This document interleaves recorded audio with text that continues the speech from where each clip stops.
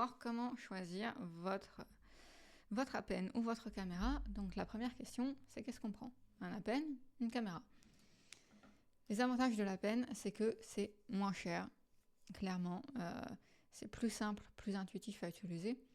On a plus l'habitude en fait, c'est quelque chose qu'on connaît plus et ça va vous servir pour autre chose.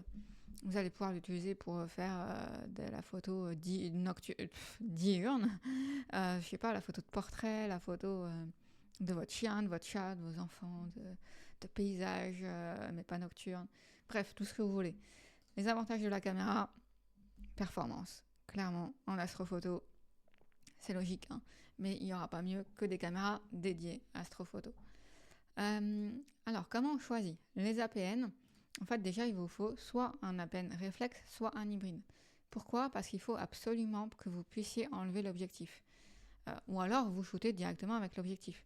Mais si vous voulez utiliser un télescope, on enlève l'objectif et on vient mettre le télescope ou la lunette comme objectif, en fait. Les points importants, après, en dehors de ça, premièrement, avoir un mode manuel. On va tout faire en mode manuel. On n'utilise pas d'automatique, pas de priorité ouverture, pas de priorité vitesse. Il faut pouvoir faire des temps de pause longs, on en a parlé. Donc pour ça, il faut avoir un mode bulbe. Le mode bulbe permet de débloquer le boîtier au-delà des 30 secondes de pause. Qu'on va débloquer après avec un autre accessoire. Mais voilà, il faut pouvoir faire ça, avoir ce mode bulbe. Et enfin, celui-là n'est pas obligatoire, mais il est grandement apprécié. Un écran orientable. Pourquoi? Vous allez viser, admettons, au zénith, donc tout en haut. Et donc là, il va falloir faire la mise au point. Et vous allez vous mettre sous le télescope, sous l'APN, pour voir quelque chose. C'est pas très agréable, honnêtement. Donc, si vous avez un écran orientable, franchement, ça aide grandement. Les points non importants, tout ce qui est nouvelle fonctionnalité. N'essayez pas de vous dire, je prends un APN récent, on s'en fout complètement. C'est pas important. Vous voyez qu'on reste sur du basique, manuel, temps de pause long, l'écran orientable, c'est tout. Après, si vous pouvez avoir un APN qui a une bonne gestion du bruit, notamment dans la faible lumière, ça peut être cool. Mais voilà, je vais vous donner des modèles un peu plus en détail juste après dans la vidéo. Au niveau des caméras, si possible, alors il y a plusieurs types de caméras, si possible, c'est vraiment intéressant d'en prendre une qui est dédiée ciel profond. Par exemple, chez ZWO, ils ont une catégorie ciel profond, et notamment avoir une caméra refroidie. Vous les reconnaissez parce qu'elles sont grosses en fait. C'est pas les petites caméras plates que vous avez comme pour le planétaire. Donc il y a 2 trucs intéressants par rapport à ça. Comme je disais, c'est donc qu'elles sont refroidies. Vous pouvez voir le ventilateur à l'arrière. Alors, c'est pas le ventilateur qui refroidit en tant que tel, c'est un effet Peltier, mais peu importe, vous les repérez de cette manière-là. Et aussi, elles vont avoir des capteurs plus grands. Parce que si vous prenez une caméra planétaire avec un minuscule capteur, vous allez avoir un champ tout petit, donc ça va être compliqué de faire certains astres. Donc voilà, capteur moyen à grand. Pas de capteur planétaire si possible. Après, il y a des caméras planétaires qui peuvent aussi faire du ciel profond. Mais voilà. Donc, parmi tout ça, qu'est-ce que je vous recommande concrètement? Eh bien, concrètement, je vous conseille de démarrer avec un APN. C'est le plus simple, le moins cher. Alors, quel APN concrètement? N'importe lequel. On s'en moque. Si vous respectez les critères qui ne sont pas énormes, que je vous ai présentés avant, ça va très bien. Si vous avez déjà un APN, très bien, on s'en fout du modèle. Ça n'a pas d'importance, pour 2 raisons.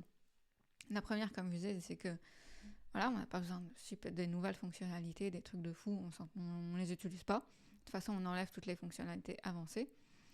Et en plus de ça, vu que les caméras sont bien supérieures, si vous voulez aller plus loin, moi je conseille de passer sur une caméra après. Donc ça sert à rien de mettre super cher dans un APN pour passer sur une caméra plus tard. Donc je vous conseille même de prendre un APN d'occasion. Occasion, entrée de gamme. Par exemple, mon modèle c'est le 1300D Canon, alors que je n'utilise plus maintenant parce que je suis passée à la caméra il y a pas mal de temps. Mais voilà, c'est un modèle qui allait très bien. Il n'y avait juste pas d'écran orientable. Vous pouvez aussi les acheter défiltrés directement. Donc en fait, le problème des APN, c'est qu'il bloque les rayons, notamment toute la raie H-alpha qui est dans les tons rouges et où beaucoup de nébuleuses émettent dans ces raies-là. Donc si vous l'achetez défiltré, en fait, vous pourrez capter plus de H-alpha justement. Vous pouvez, alors par exemple, moi j'avais acheté le mien, vous pouvez aller chez EOS for Astro. c'est un mec qui vend des APN d'occasion et qui s'occupe aussi du défiltrage.